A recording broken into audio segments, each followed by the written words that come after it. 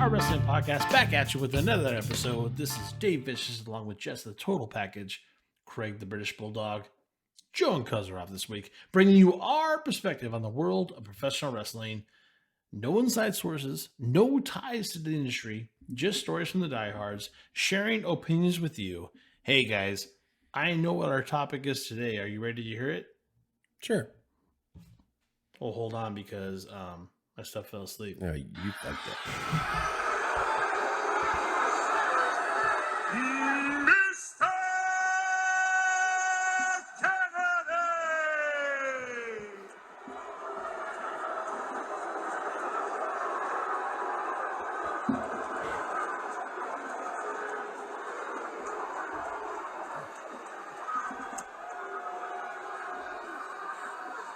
Mr. Kennedy! Tell me how much you love it. Amazing. On social media, can you do us a favor and give us a follow on Instagram or Twitter at O.W.P or at Facebook/Meta at Our Wrestling Podcast? Craig, are you resting? Are you resting and ready for Mr. Kennedy? He's kind of a fringe guy that when he was going, he was a joy to watch. And just overall to have a guy get over like he did with simply that announcement and his skills on the mic. And I'm sure we'll go into it later about how some controversies and maybe relationships and the importance of cohesion and everything being good and heat with the boys in the back. But that simple move was brilliant and got the fucking crowd over before the bell even rang and made him a star for the period of time that he was a star. And he was, I was smiling ear to ear just listening to that little sound clip. And it's amazing what little it takes to get someone over and what strikes and what resonates with you as a fan. So kudos, Mr. Kennedy. And I'm glad we're doing this. That's our show. I'm just kidding. That was well said. That's what I'm trying to say. Very well said. Jess, what do you got? This is part of our What Happened To series. And actually, like, when I wrote this, I was like, man, this is the epitome of what I want from the What Happened To series. Not because of any disrespect towards Kennedy at all, or Anderson. It's technically whatever happened to Ken Anderson is really, that's his real name. But yeah, like I mean that in all due respect. Like Craig said it perfect. Like he was a star in that little vacuum that he was in that time period, and then shit fell apart. We're not saying it's his fault. It just happened, and we're gonna get into it. That's well said. Well, let's jump in right away. Let's get into the early life and career of Kenneth Anderson. He was born on March 6, 1976 in Wisconsin Rapids, Wisconsin. Anderson, under the ring name Two Rivers Jack, made his debut on September 11th, 1999. Repeat that? Two Rivers Jack? Two Rivers Jack. Yeah. Two Rivers Jack, sorry. Can you imagine? It's Two Rivers Jack! Jack! Like, how in the world? This was at a North American Wrestling Federation event.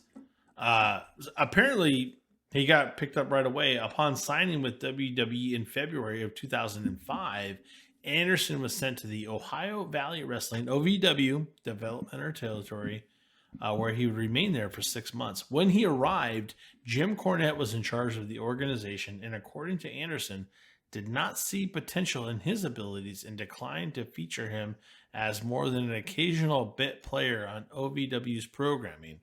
Shocker. Oh, no. Well, he didn't like double cheeseburgers, so that's the problem. When Cornette departed, his replacement, Paul Heyman, showed immediate interest in Anderson, comparing his qualities to The Rock and Steve Austin. Wow. How much of a 180 is that? Like, I'm just going to put you in some 2-bit promos. And then someone says, well, you're kind of like The Rock. It just goes to show, like, in professional wrestling, your destiny, or at least that first shot of whether you can get over, is dictated by one man, right? Whoever is got the book, whoever controls your destiny or is training or what have you, it is out of your hands. you can only do what you can do if you have a shot. Yeah, it's true. Holy shit. It's amazing. 5 weeks later, Anderson was called up to WWE's main roster to work on Velocity. He credits Heyman with helping him develop the character with which he would achieve ultimate success. He referred to himself as Mr. Anderson. A few weeks later, to avoid comparisons with the more famous Anderson family, as well as Cincinnati Bengals quarterback Ken Anderson, he changed his name to Ken Kennedy, or Mr. Kennedy. The change was initially suggested by Heyman and was chosen because of its middle name of the WWE chairman, Vince McMahon. Yeah, there was no issues there. Yeah, Which you would don't come into play actually in a storyline that never surfaced, and we'll talk about it later. Oh, Well, there you go. We'll get into it. Let's jump into the WWE career and some notable feuds. On the November 11th, 2005 episode of SmackDown, Kennedy faced Eddie Guerrero to compete for a spot on SmackDown's Survivor Series team. He lost the match when Guerrero tossed him the steel chair and played possum, a move which Guerrero had made famous. The referee turned and saw Guerrero on the ground, with Kennedy holding the chair, and consequently disqualified Kennedy, awarding the place on Team SmackDown to Eddie Guerrero. Because what does Eddie do? He lies, he cheats, he steals, Dave. There it is. He lies, he cheats, he steals. Eddie realizing the referee's coming to here. What the hell? And he's tossed the evidence to Kennedy. This is classic Eddie. Oh my God. Kennedy caught red-handed. Oh my God. Kennedy caught red-handed. God, you gotta be kidding me. The winner of this match as a result of a disqualification, Eddie Guerrero. That is vintage Eddie Guerrero, lying and cheating and stealing. Eddie joining. This was Kennedy's first loss, but in retaliation, Kennedy struck Guerrero over the head with a chair after the match. Might as well do it. If you're going to get blamed for it, you might as well do it, I guess. This was Guerrero's final televised match as he died 2 days later. That's so unfortunate.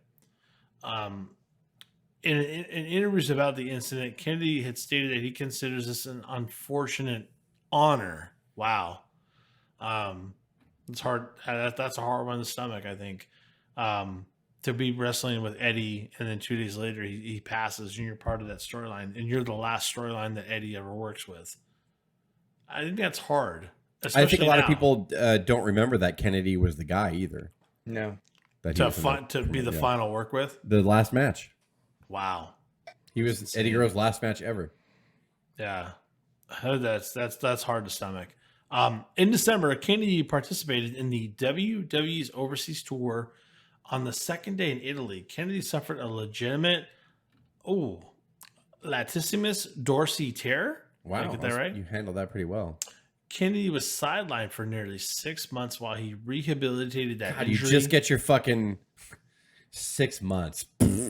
Yeah, and just Like, go Jesus. out like that. Yeah. On the September 1st of 2006 episode of SmackDown, Kennedy defeated Finlay and Bobby Lashley. Wow. In a triple threat match to win the WWE United States Championship, his first and only championship reign in the WWE. I think that's fantastic considering where we thought Mr. Kennedy was going to go. This Bulldog, a running power slam. Here's the cover. And Kennedy rolls into the ring. Kennedy's got the tights. Kennedy's got the tights. Kennedy stole it. Kennedy stole the match. It's finished. And the title. Here's your winner and the new United States champion, Mr. Kennedy. And again, remember, triple threat rules. The champion does not have to be pinned to lose the title. Finlay was not pinned. Kennedy stole. Kennedy had announced that he wanted to move over to the Raw brand, as SmackDown did not interest him anymore since he had already defeated every top performer on the roster, except for the champion, I guess. But okay. This led to SmackDown general manager Theodore Long making a match between Kennedy and who? So funny. I think this is when it started. Tonight, you will go one-on-one with The Undertaker. Oh, my! The Undertaker! The Undertaker! The Undertaker! The Undertaker! Wow! The Undertaker. No, man, tell you can't do that. The Undertaker. I'll tell you who he is, player. The Undertaker! Oh, my God. Go one-on-one with The Undertaker. Tonight, you will face The Undertaker. You will go one-on-one with The Undertaker. Like every week, fucking he would come out, and if any heel had a problem, he'd be like, "That's no problem, player. You get to face the Undertaker tonight." So good, player. Yeah. So every time somebody had a beef with Teddy Long, he's like, "No problem. We'll put you in there with the Undertaker," who Kennedy had never faced, to be held at No Mercy. Kennedy won the match by disqualification after the Undertaker hit him with the United States Championship belt. Just funny stuff. And forgive me. Is this Dead Man Inc. Undertaker? What version of Undertaker? No, is this is Dead Man. Back to Dead Okay. Man. So Dead Man, not Biker Taker at this point. No, right? no Biker Taker. Okay. On the October 13th episode of SmackDown, Kennedy, now with a win over the Undertaker, again stated his desire to move over to Raw. However, Teddy Long again put him against an opponent who he had never faced. This time, the cross-face crippler Chris Benoit with the United States Championship. Teddy Long seems kind of the like line. a dick. Am I And wrong? he doesn't like Kennedy at all.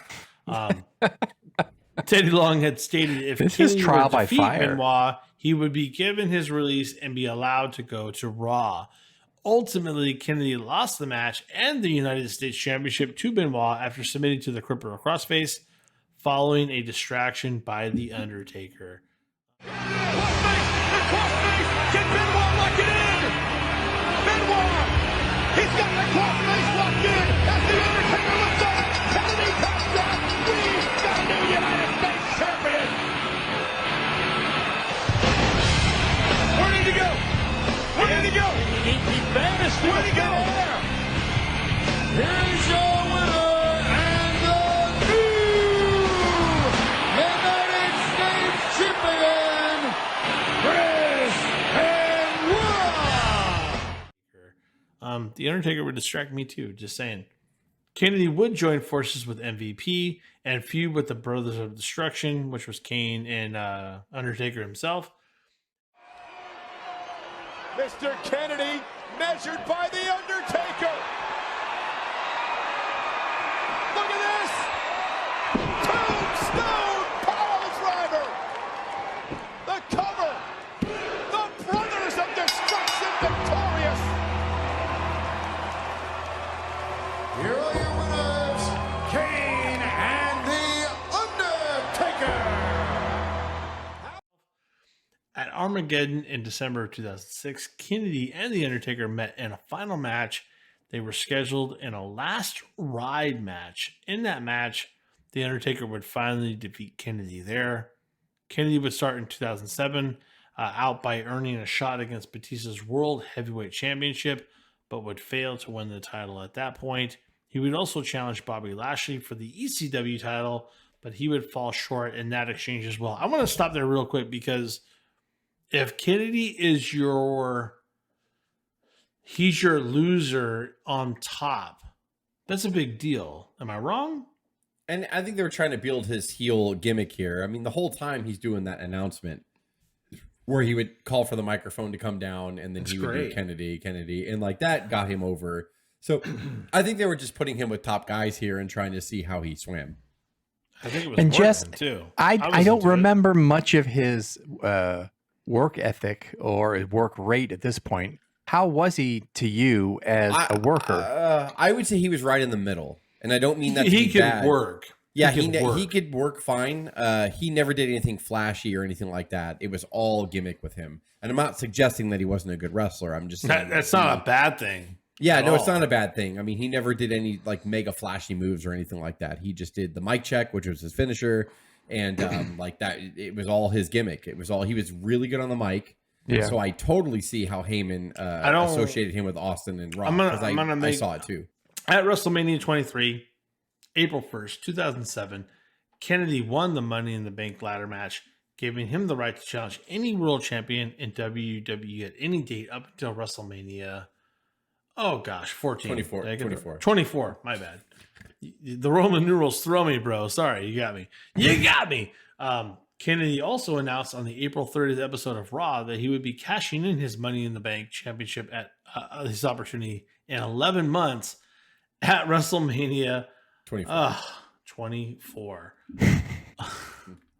On the May 7th episode of Raw, Kennedy, however, lost his Money in the Bank briefcase to Edge, losing moments after being struck with a monitor before that match began. Because of the injury Kennedy had sustained during his match with Edge, it was revealed that his right tricep muscle tore off the bone, and he would be out for a minimum of 5 to 7 months. The injury, however, was not as serious as it was reported, as the tricep tendon did not tear off the bone. It was, in fact, a massive hematoma. Is that a bruise? A bleeding? Yeah, inside bruise. bleeding. Yeah, a massive bruise. Mm-hmm. On the June 11th, 2000 episode of Raw, Kennedy was drafted to the Raw brand as part of the WW draft. And on the September 11th, 2007 episode of Raw, Mr. McMahon revealed that Kennedy had, in fact, in storyline been suspended for impersonating a McMahon. Yes. Can you tell me more about? I will keep going. All right.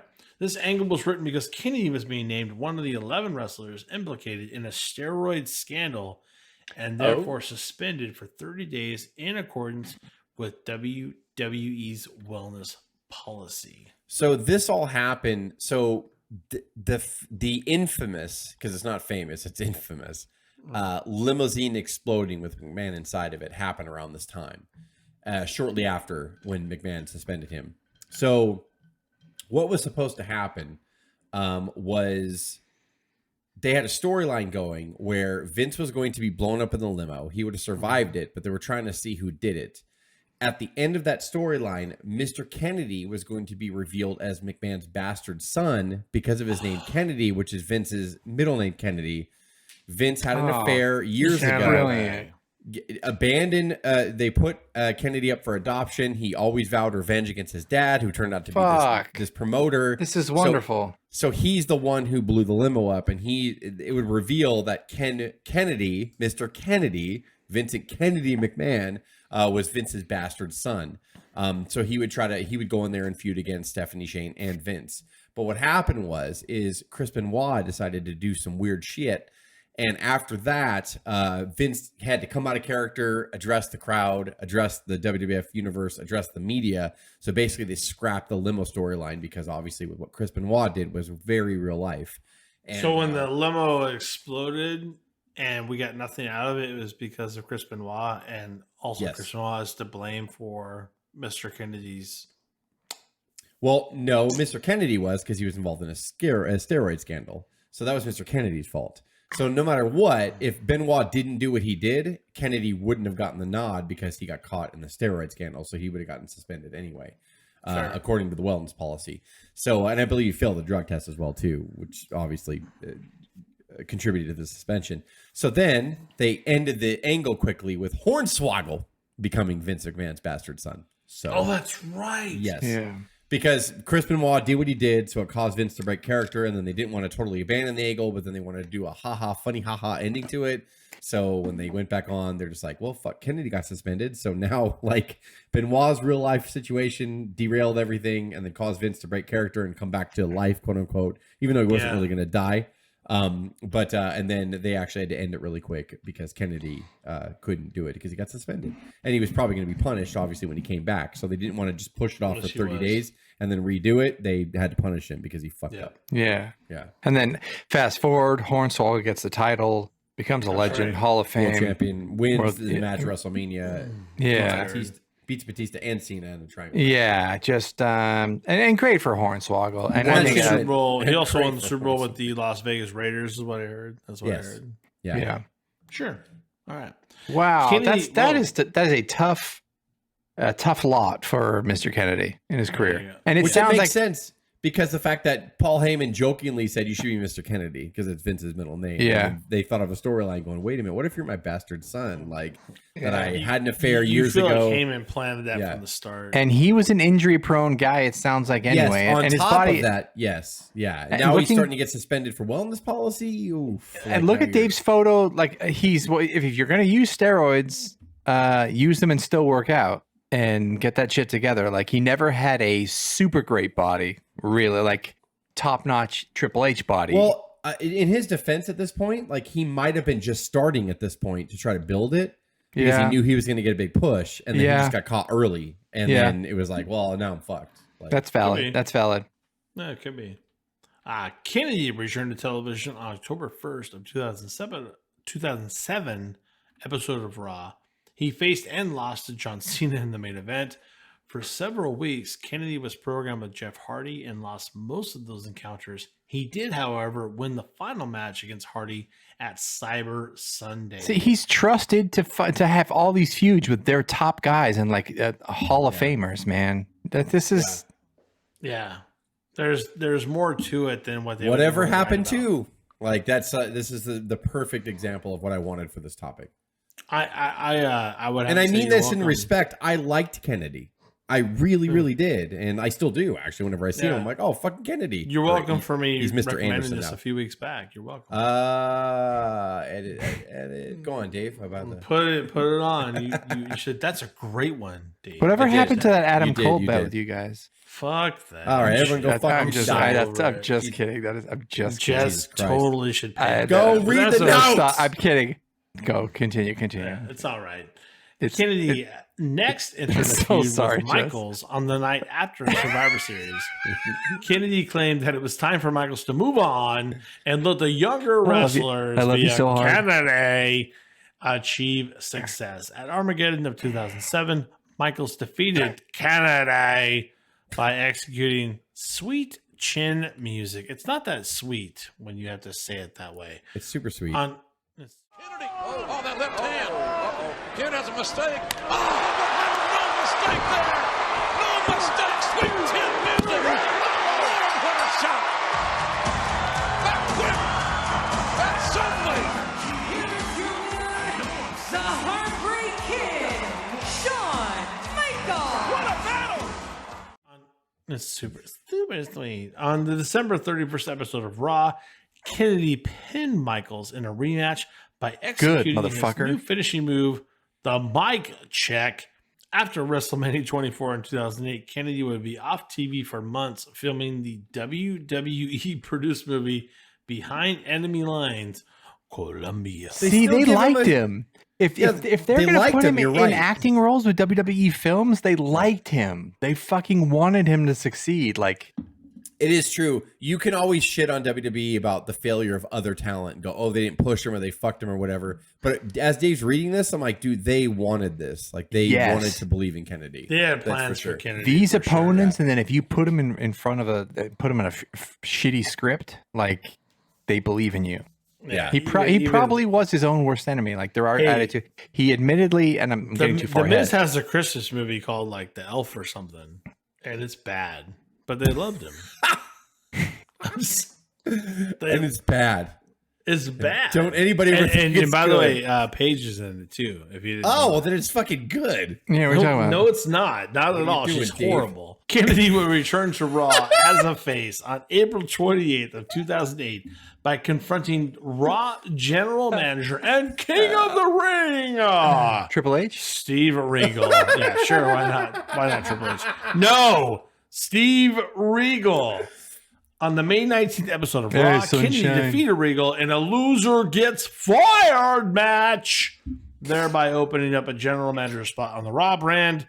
During the WWE draft on June 23rd of 2008 on Raw, Kennedy was drafted back to the SmackDown brand, which I'm sure he was super happy about. And like you said, he's a face here. So now they're trying him as a face.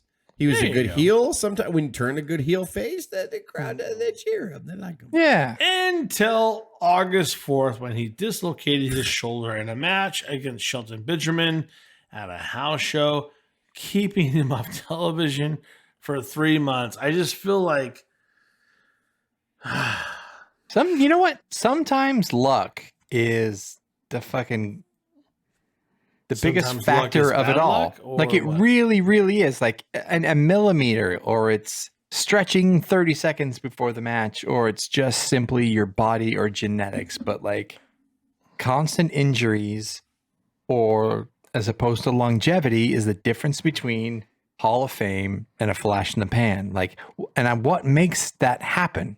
Like, it's just insane to me. Like, the luck of the draw, kind of. It's luck and opportunity, but it's always like not getting hurt's a big part of that, right? I mean, Yeah. how Rey Mysterio, for fuck's sake, is how old? 49, 50? 40 something. Plus, Yeah, I don't. plus.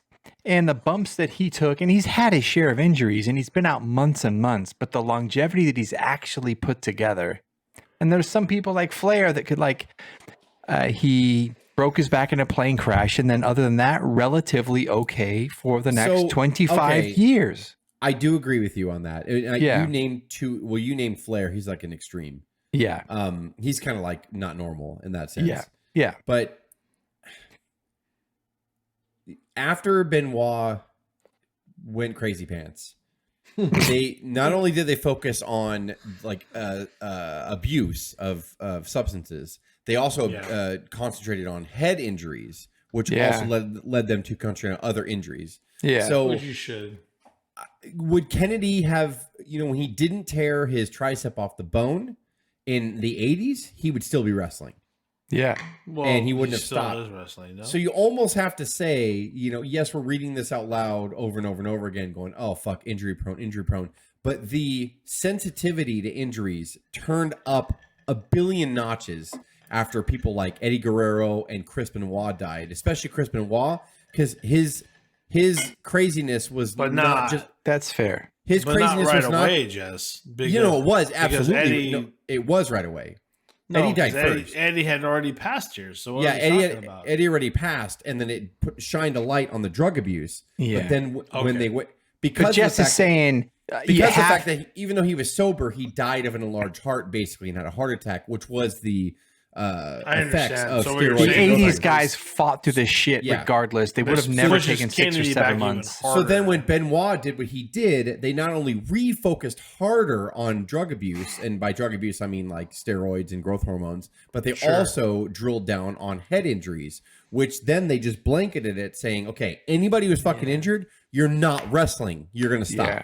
And so then today they have contracts adjusted around it, which they should. This is a natural progression. This is the best thing that ever happened to wrestling, not making light of the tragedy of Eddie or Benoit, because it's awful. However, it made the WWE not cover it up. It made them have to bring it out into the light and address it. So Kennedy, I think, was one of the first casualties, and this is a good thing, of him getting injured. We read injury prone, again and again and again. But like they caught it and they're like, no, you are not wrestling. Get the fuck to rehab right now. Get to surgery. In the 80s, Paul Orndorff, his arm almost fell off. I mean, honestly, Jess, I agree with you, but I also say among the crop of people that Kennedy was still around, they probably still fought through shit and didn't have as much bad luck as Kennedy did. So I agree. The Edges and the Christians and the Sheltons and the Triple H's. His seemed more magnified for some reason. It seemed and like it was- honestly, yeah. because McMahon's always a guy that says after 2 months,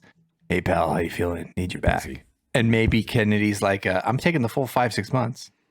And True. maybe that was Yeah. part of his kind of thing. Like Could be. it's this thing of like, do people want it or not? Right. again, it And feels that's awful. a good point that you made. We don't know that inner dialogue behind the scenes, right? We just read Punk's books and stuff like that, or not his book, but his listen to his podcast. And Oh my stuff. God, yes. Right, all that right. stuff where Vince, pal, you can be out 5 months to rehab your knee, and then a month later he's like, I was wondering if you can come back next month against Jericho, and he's like, dude, my knee is not healed, but he did it because he just didn't want to say no, and he didn't want to lose the spot, So like, even though they clamped down, like I said during the Guerrero and Benoit stuff, it still wasn't like it was today. It took all that time to get to this point where now, if anybody even stubs their toe, they're like, well, then you're not going to wrestle. Yeah. And they just do it to make sure. And even if they only keep them off for a week or two, it's, well, you stubbed your toe. We thought it was Yeah. And are we heart supposed to attack. hate Like, fucking Kennedy? And we're sitting here calling him. I'm calling him but injury you're right, prone. Craig. He might have been. He might. Nobody talks about it, but he might have just told Vince, "You're right. I'm taking the full 5 months." Yeah. No, I want to heal, and maybe that's I have a his bad downside. By the way, I have a downside, and you're going to pay me my downside while I sit out for 5 months. and then like, yeah. and then that becomes his bad attitude, or not being fully committed, or not being And passionate. now the enough because doctors he are cares about his fucking hypersensitive, body. so if he limps at all, the doctors are like, "Come over here, we need to examine you." And then they'll find something on X-rays, because any pro wrestler, if you X-ray him right now, will find something on an X-ray, right? Yeah, Oh my That's like God. that. You know, we're like all we're all talking theoretically, and it's fun. But what it is fun and important to note is there is no black and white. There is no WWE hero story. There is no bad guy Kennedy being a fucking asshole. There is It's a all mix. a shade of gray. It's all a shade of gray. Everything Everything about it. Yeah. Yeah. No, fair enough. Sorry, where are we? On, He started on when? April 15th of 2009, Mr. Kennedy was drafted back to Raw as the brand's first pick of the 2009 supplemental draft. All around the world as Mr. Kennedy.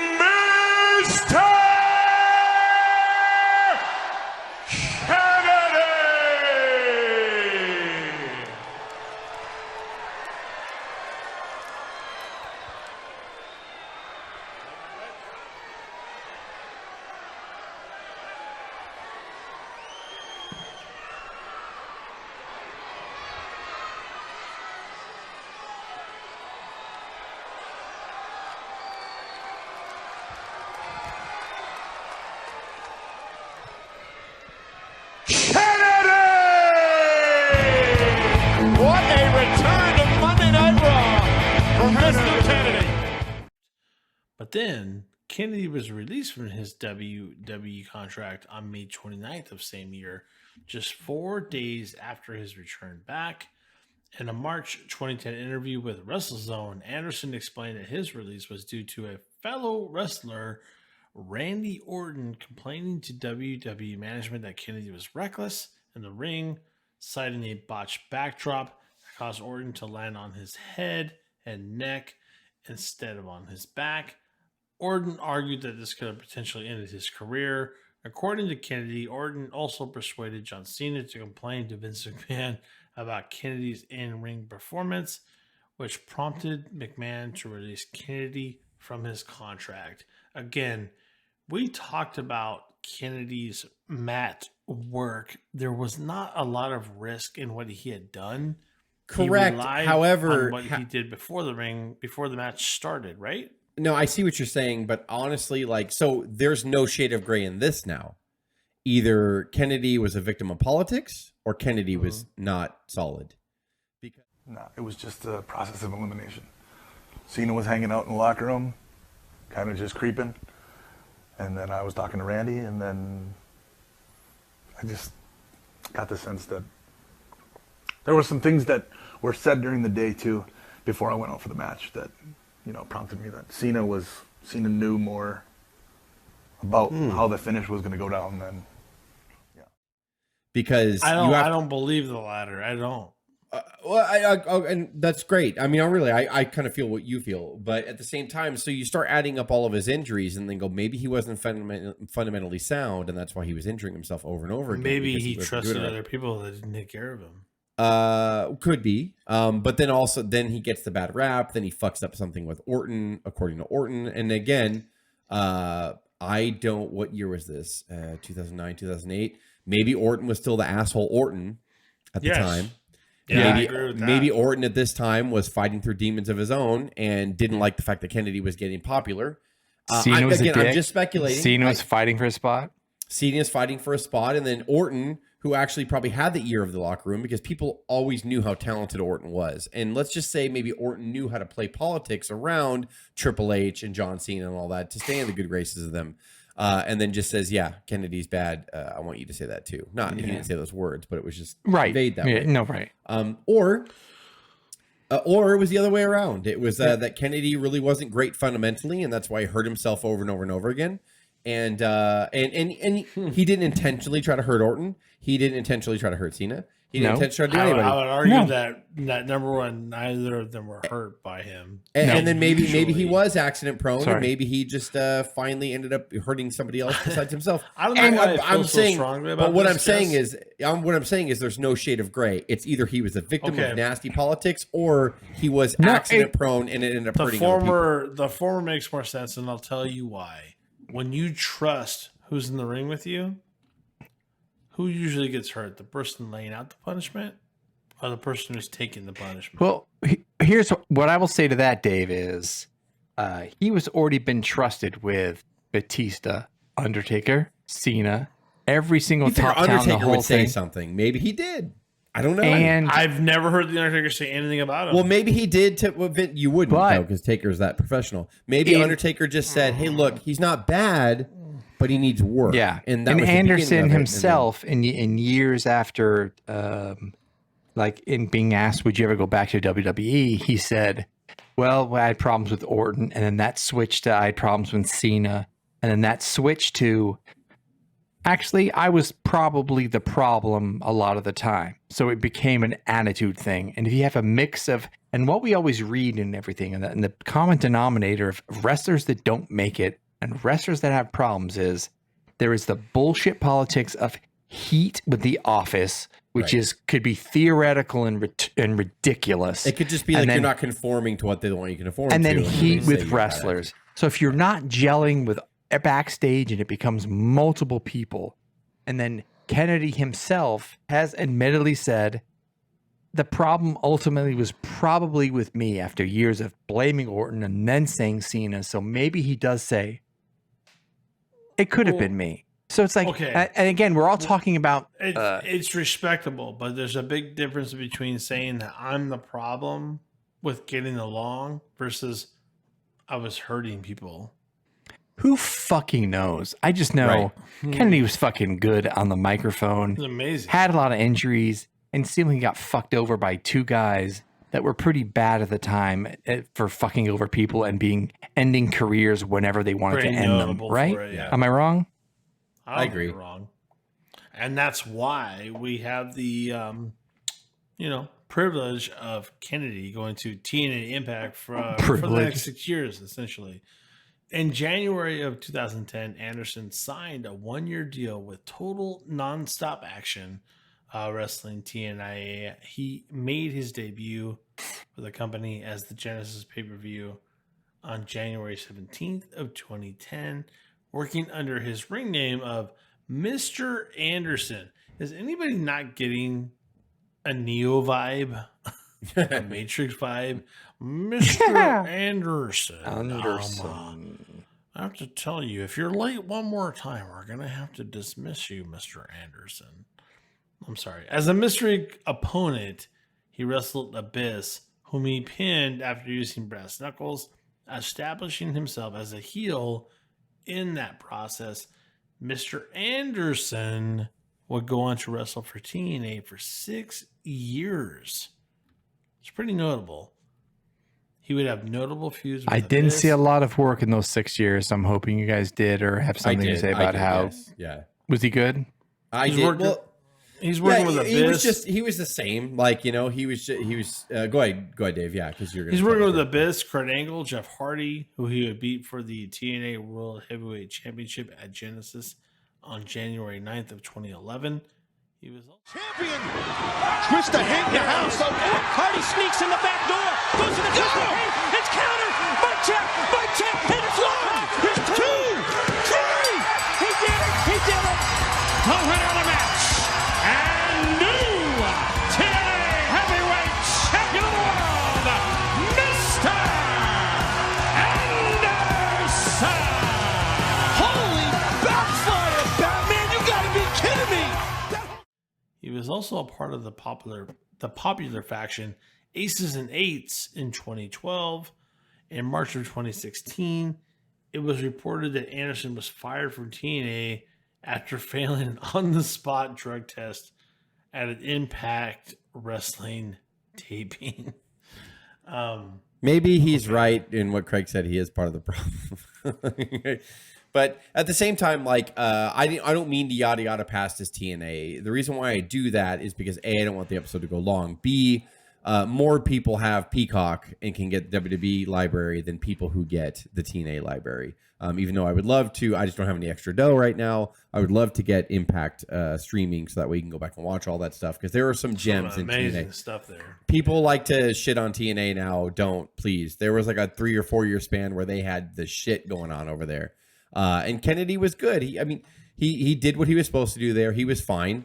He did the same gimmick, the Mr. Anderson, like, so he was fine. And, he just won the world title for a bit, and that was it. And nothing major, but I don't want to yada yada past it. It was the same level to me as far as work rate and performance as WWF. Like, it was the same thing. Up my ass. I beat 10 world champions in a very short period of time. I was destined to be the next world heavyweight champion.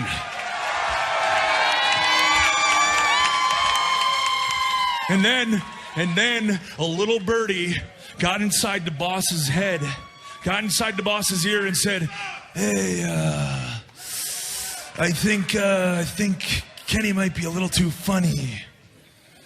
I don't think he's ready for it." So everything that brought me to the dance, all this stuff that you see right here, I was told not to do. I was told how to walk, how to talk, how to freaking dress. Hey, I was told that I couldn't even chew gum on the way to the rink, because that was too hokey. This is me. Fast forward to a phone call. It's the same thing. So Dave and I, you're the most knowledgeable, and we respect you the most. And I think the fans, the people that listen to this podcast, do. Dave is shaking his fucking head. That's amazing. Go ahead. Oh, we Do you think Anderson's a victim of himself, the times, or did he get the who are short you stick? asking? Jess. Oh yeah, that's a shake it. Yeah, I thought you were asking me. I'm like, what the? Why are you asking me? I think he was his own worst enemy. I think that's probably best to sum it up. And I think that he was limited. And I don't mean that in a bad way, because I'm not a pro wrestler, and we're just fans.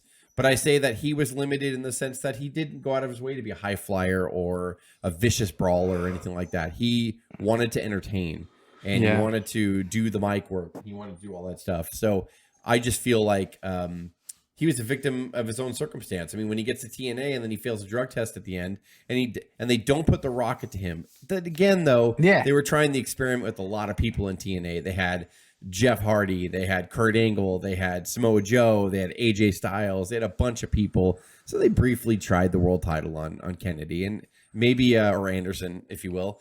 What's wrong with that? And maybe that's nothing. And now that you said it out loud, it's just.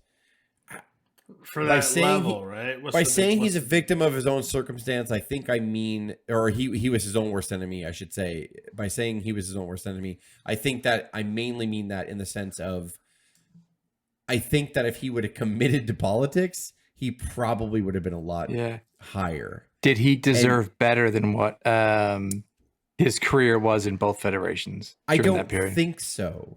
Okay, because that's big too. That's big too. Because I think that he knew he didn't want to play those games, and I think that he was just like, well, I'm not going to just be status quo. I'm going to be loud the other way, and I think that got him into trouble a lot. So I think that's, and then he fails drug tests multiple times, and he wasn't injured in TNA, which shows me that if he was around in today's world, he would have been fine because of the limited schedule. Yeah. Oh my God, that's so good. But he wasn't really injured that much in TNA. My memory. He's failed twice in two different semi-big federations in the second place federation, and he did it without injury, but still with the same. And whether or not you do a surprise drug test as an excuse. Okay. Yeah. Hold on. I'm telling you right now.